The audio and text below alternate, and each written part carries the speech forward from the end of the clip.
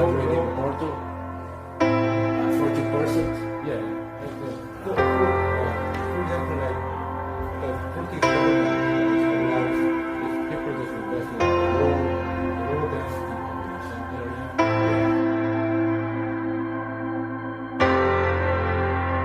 안녕하세요. 포르투갈의 박파입니다. 저희가 이제 포르투에 온 지 이제 3주차에 접어드는데요. 계획한 대로 지금까지 이렇게 현지 거주에 필요한 부분들을 하나하나씩 잘 채워나가고 있습니다. 덕분에 이제 실거주집은 어느 정도 좀 살만한 공간이 된 것 같아요. 오늘 제가 이 영상을 찍게 된 이유는 포르투갈 골든비자 제도 변경에 대해서 여러분께 말씀드릴 게 있어서 찍게 되었는데요. 제가 현지에 도착해서 이제 현지 로펌 그리고 이제 부동산 업체를 좀 다니면서 실제로 확인한 내용을 바탕으로 앞으로 포르투갈 골든비자를 취득을 하려고 한다면 어떻게 하는 게 좋을 것인지에 대해서 제 나름의 생각을 좀 말씀드리려고 합니다. 올해 초에 한번 예고된 내용인데요. 복수의 수시통에 따르면 리스본 그리고 포르투 부동산 취득을 통한 골든비자 취득을 제한하는 그런 이민법 변경안이 빠르면 내년부터 시행될 것으로 보입니다. 현지 언론의 보도나 또 로펌, 그리고 부동산 업계 모두 공통적으로 아마 그렇게 될 것 같다라고 지금 예상을 하고 있어요. 사실 지난달까지만 해도 코로나19 확산으로 인해서 부동산 경기에 약간 이제 상승으로 가다가 조금 꺾이는 분위기가 있으면서 이민법 변경안도 시행이 좀 미뤄지는 거 아니냐라는 그런 좀 예측이 많았었는데 지금은 사뭇 분위기가 좀 다른 것 같습니다. 참고로 포르투갈 정부는 골든비자 제도 도입 이후 리스본, 포르투 등 서부 해안 대도시 지역의 투자가 집중되면서 지역 간 개발 불균형, 빈부격차 심화 등의 부작용에 대해 문제로 쭉 인식하고 있었는데요. 이번에 법 개정을 통해서 내륙 지방으로 투자를 유도하면서 문제점을 개선하겠다는 강한 의지를 보이고 있습니다. 문제는 아직까지 뭔가 정확한 그리고 구체적인 내용이 나오지 않았다는 점이에요. 현재까지 알려진 바에 따르면 부동산 투자의 경우 내륙 지역 그리고 아조레스나 마데이라 같은 섬 자치령을 국한해서 아마 골든비자가 발급될 것이라는 그런 추측이 굉장히 좀 우세한 편인데요.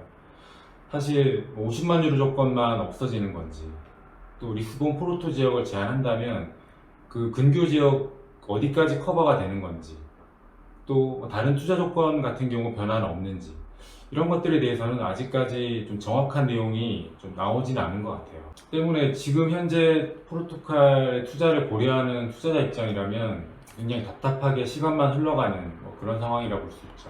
사실 올해 말까지 이제 부동산 취득을 최대한 빨리 완료하고 비자 신청을 한다면 가능할 것 같다라는 이제 현재 로펌의 의견도 있지만 포르투갈의 일처리가 느린 점을 감안하면 이제 연말까지 한 70여일 정도 남은 상황에서 과연 이거를 다 끝낼 수 있을지에 대한 리스크가 여전히 남아있는 상황입니다.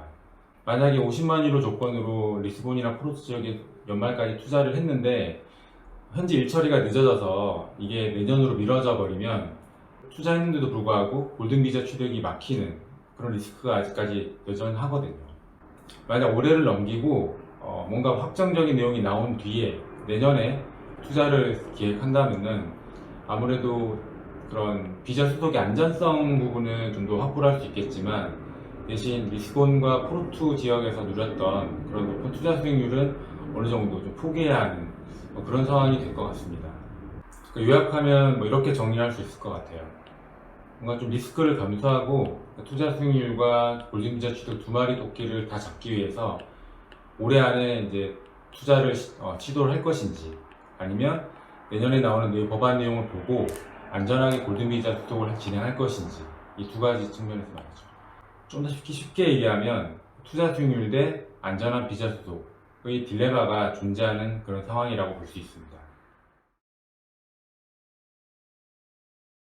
지금 만약 포르투갈 골든비자 진입을 고려하시는 투자가 계시다면 저는 두 가지를 한번 말씀을 드리고 싶어요. 우선은 투자의 목적을 명확하게 정하시라고 말씀드리고 싶습니다.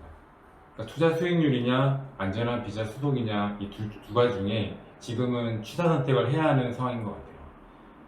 만약 두 마리 토끼를 다 잡으려고 한다면은 리스크가 좀 따르기 때문이죠. 하지만 뭐 투자 금액 좀 여유가 있고 또 나는 투자 수익률이 더 중요하다고 생각하시는 분은 뭐 지금이라도 과감히 한번 그 골든비자 스톡을 진행하시는 거를 저는 추천드립니다. 하지만 나는 안전한 비자 스톡이 더 중요하다라고 생각하신다면 법이 개정되는 걸 지켜보시고 그 내용에 따라서 본인의 투자 전략을 그에 맞게 수정해 나가는 게 더 현명한 판단으로 보입니다. 만약 투자금 여력은 없지만 그래도 투자 수익률과 비자 스톡 이 두 가지를 다 포기할 수 없다고 생각하신다고요? 그렇다면 제가 생각하는 방법은 이렇습니다. 골든비자 취득 조건에는 50만 유로 조건만 있는 건 아니거든요. 그러니까 부동산 투자의 경우 인구 저밀도 지역은 40만 유로, 재개발의 경우에는 35만 유로 조건, 또 인구 저밀도 지역의 경우에는 18만 유로 조건도 가능하거든요. 따라서 보통 골든비자 취득 조건을 맞추기 위해서 최소 투자금으로 내륙 지역에 투자를 해서 취득 조건을 갖추고 남은 자금을 리스본이나 포르투에 투자를 해서 투자 수익률을 좀 더 높이는 방향으로 이렇게 투트랙으로 가는 방법도 저는 충분히 검토할 만하다고 생각합니다. 여기서 하나 더 말씀드릴 게 있는데요. 그 포르투갈 현지 부동산 투자는 반드시 뭔가 영주권 취득을 전제로 하거나 아니면은 현재 꼭 거주해야 할 필요가 없기 때문에 만약에 한국에서 쭉 거주하시면서 좀 더 높은 투자 수익률을 찾는 그런 투자자라면 이번 법안 변경을 기회 삼아서 리스본이나 포르투에 투자하는 것도 정말 고려해 볼 만한 그런 투자 방안이라고 생각합니다. 일종의 이제 역발상 투자죠. 네, 지금까지 이제 포르투갈 골든비자 제도 관련 이제 변화 방향하고 제가 생각하는 그런 대응 방안에 대해서 간단하게 말씀을 드렸는데요. 이민법 변경이라는 거는 계속 있어왔던 일이고 또 앞으로도 아마 계속 변화는 계속 있을 것 같거든요. 그러니까 만약에 본인이 포르투갈 이민을 정말 하고 싶으시고 생각이 있으시다면 우선은 지레 포기하지 마시고요. 두 번째로는 현지 상황을 계속 면밀하게 모니터링을 하셔야 할 것 같고요. 세 번째로는 본인이 가지고 있는 투자 여건, 여력을 잘 검토해서 투자금을 잘 쪼개서 전략을 잘 짠다고 하면 얼마든지 저는 돌파할 수 있는 그런 구멍이 있을 거라고 저는 생각하고 있습니다.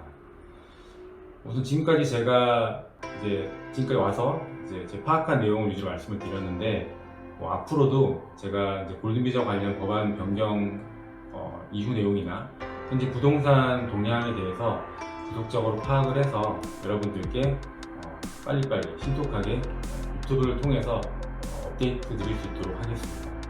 앞으로도 많은 관심 부탁드리겠습니다. 감사합니다.